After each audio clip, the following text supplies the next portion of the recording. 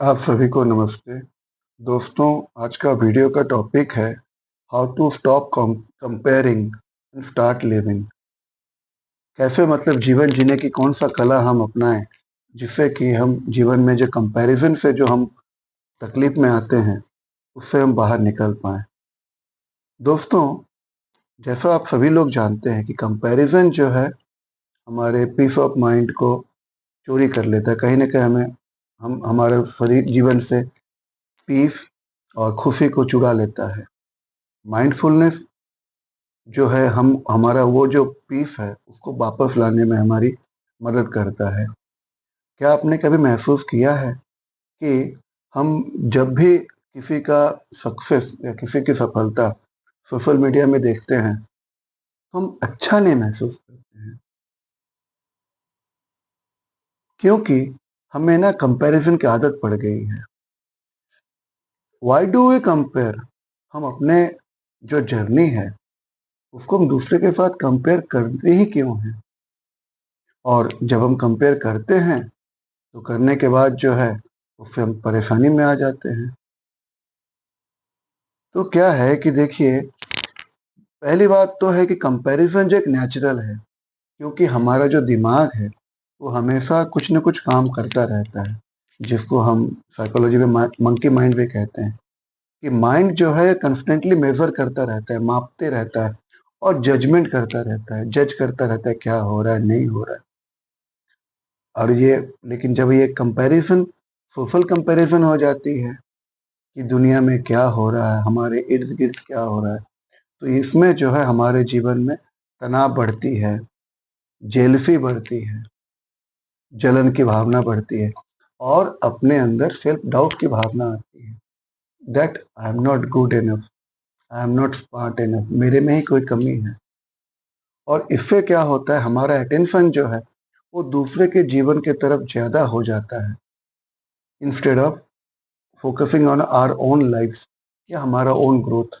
हम अपना तरक्की के तरफ ध्यान न देते हुए दूसरे की तरक्की या दूसरे के अचीवमेंट्स की तरफ हमारा ध्यान जाता रहता है।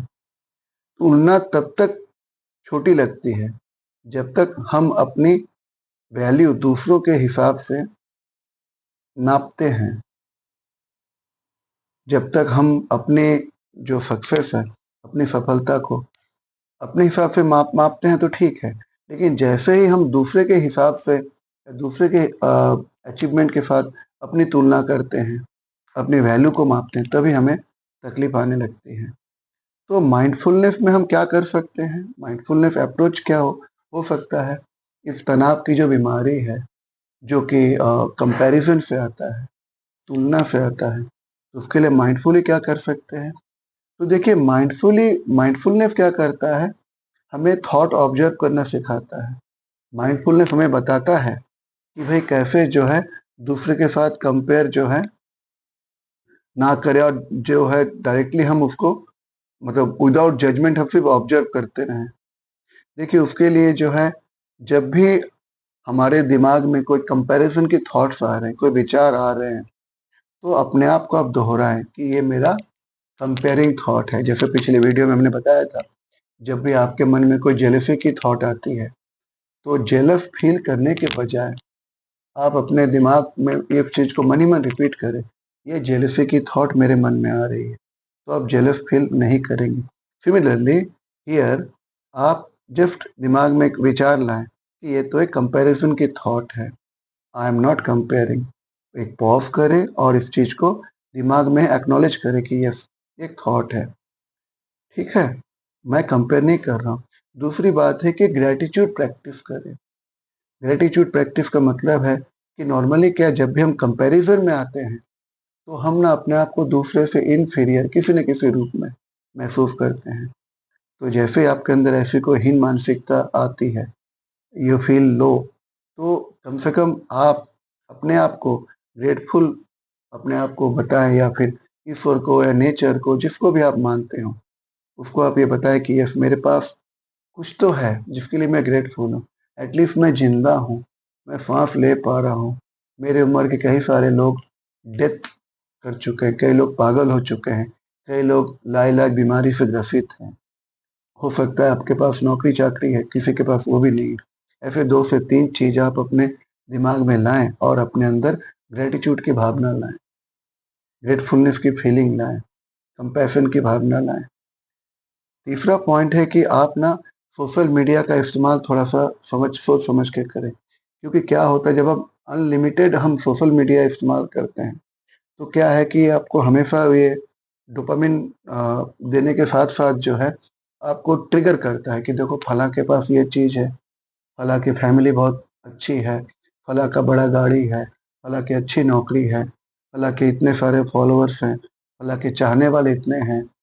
हालाँकि फ़ोटो को इतने लोग लाइक्स देते हैं, मेरे को नहीं देते हैं, मेरा सो एंड सो है, अच्छा है, बुरा है। तो इसमें आप तकलीफ़ में आ जाते हैं, कंपैरिज़न से प्रॉब्लम शुरू हो जाती है और कंपैशन के साथ-साथ सेल्फ कंपैशन की प्रैक्टिस करें।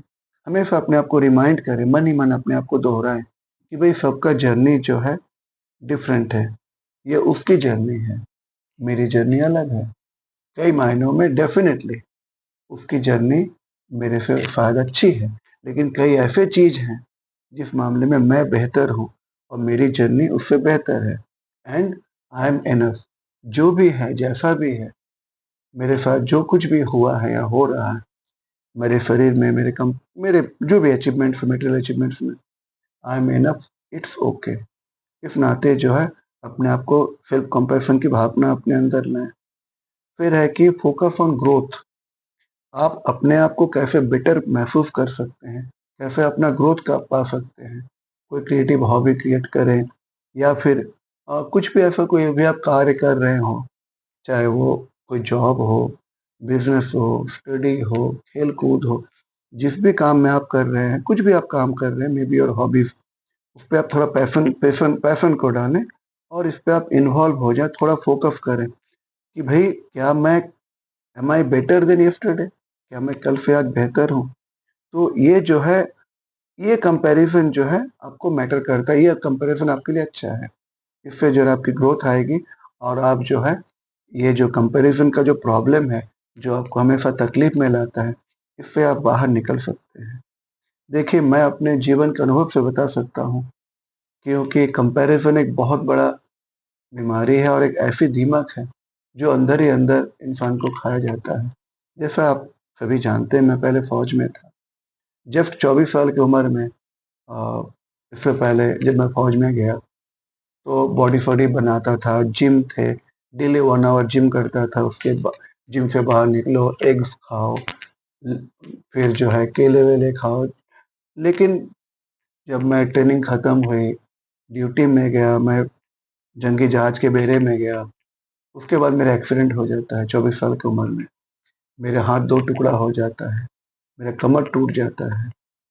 इसके बाद जो है अब 8 मंथ्स लगे मुझे वापस ड्यूटी जॉइन करने के लिए। I was in hospital, 2-3 hospital में रहा मैं। तो अब मेरा जिम जाना ज़िंदगी भर के लिए बंद हो गया। तो मेरे जो डोले-सोले निकले थे सब खत्म हो गए और हालत तो यहाँ तक हो गई कि मैं ढंग से वज़न भी नहीं उठा पाता था। तो क्या किया? अब डेफ़िनेटली ये तो होता है। मेरे साथ जो लोग मेरी यूनिट में थे, मैं साथ में ड्यूटी करते थे, उनकी तो बॉडी अच्छी थी और कई अच्छी और बेहतर हो चुकी थी। अब मैं उनके साथ अपने आप को कंपेयर करता तो मैं दुखी हो जाता। तब वहाँ पे मुझे एक्सेप्टेंस काम आई, कोई बात नहीं, जो है ठीक है, मेरे पास जितना है ठीक है। जैसे मेरी एक्सीडेंट हुई थी, इस ऐसे एक्सीडेंट में कइयों की डेथ हो चुकी होती है, कई के डिकैपेसिटेड हो चुके हैं, हाथ या पाँव कट के अलग हो चुका है, अपंगु हो चुका है, मैं ज़िंदा था। और फिर मैंने फ़ोकस किया एक्सरसाइज़ेज़ में, रिहैबिलिटेशन फिज़ियोथेरेपीज़ में और फिर विदिन 6 मंथ्स मैंने फिर से जॉगिंग शुरू किया, मैंने रनिंग शुरू किया और एक फ़ौजी का जो आर्म्स ड्रिल होता है, मैंने ड्रिल करना, परेड करना, बंदूक चलाना, मशीन गन, स्टेन गन चलाना और सारी चीज़ों को मैं धीरे-धीरे करता रहा और फिर मैंने अपनी पूरी जॉब को सक्सेसफुली कंप्लीट किया। देन मैंने करियर स्विच किया और बैंक में आ गया। तो मेरा अपना अनुभव ये बताता है कि कंपैरिज़न से बाहर निकलें, तभी आपके जीवन में सच्ची खुशी और तनाव से मुक्ति हो पाती है। देखिए, ज़िंदगी जो है ब्लूम करती है बहुत ही खूबसूरती के साथ, तभी जब हम कंपैरिज़न करना को बंद करते हैं और एप्रिशिएट करना सीखते हैं। किसी को एप्रिशिएट करने की आदत डालें और एप्रिशिएट करके देखें, डेफ़िनिटली आपके जीवन में सच्ची खुशी और सच्चा सुख की महसूसता होगी। माइंडफुलनेस हमेशा जीवन को परफेक्ट नहीं बनाती है, लेकिन डेफ़िनिटली ये अपने आप को जीवन में पीसफुल रहना सिखाती है विद द इम्परफेक्शंस।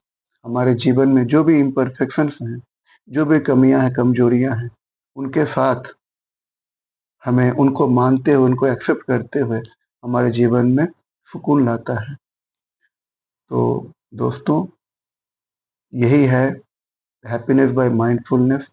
ये आपको हमेशा रिमाइंड करती है और करती रहेगी कि कैसे जीवन में सेल्फ लव और अवेयरनेस के साथ जिएं और जीवन में खुशियों को हासिल करें।